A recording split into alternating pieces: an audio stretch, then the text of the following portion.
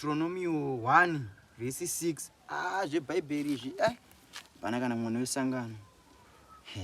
Pane mukomana akandisendera akazvakandisendera nezuro izvi. Agatitomboziona kuwana uruzivo rwakati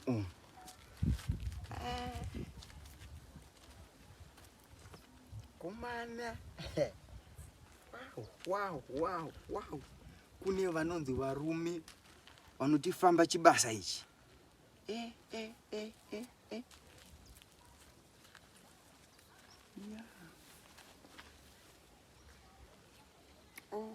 Maiwi.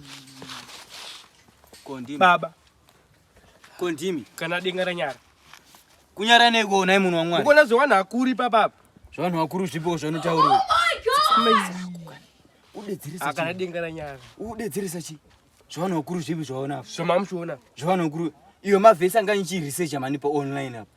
Richakala dada, mhepo mwechina mwekuona zvakaipa, mwekuona zvinhu zvisina kukwana. Iyo ndisatana ngachikutera umiredi kuna matiro. Fuka mandi kuna matiro.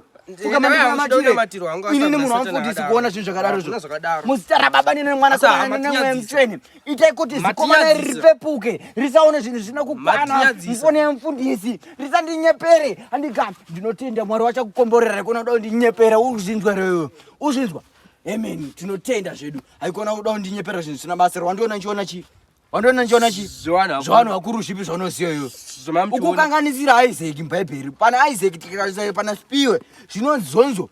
Anenge achiona ari munhu mukuru, chiwe ine ruratidzo rukudzo kwaari handitika musade kutifurira isusu vanhu vakuru munonyepera tunyaya tusina basa rese. Iwe chenda kumba iwe. Handidengera chechi musi wesande wazvinzwa. Unondikanganisa shoko. Unondikanganisa iwe. Zvanhu wakuru zvipi zvaunenge uchiona? Zvamaone papa. Iwe chenda uko. Chenda uko. Zvamaone papa. Pana watondiona. Inde zvinotonyadzira mbonge. But achina basa zvapana zvinenge zvichitoonawo izvi. Kandokondinya. But ndozooneka futi. Pana papa chatomirika pana kumbasa.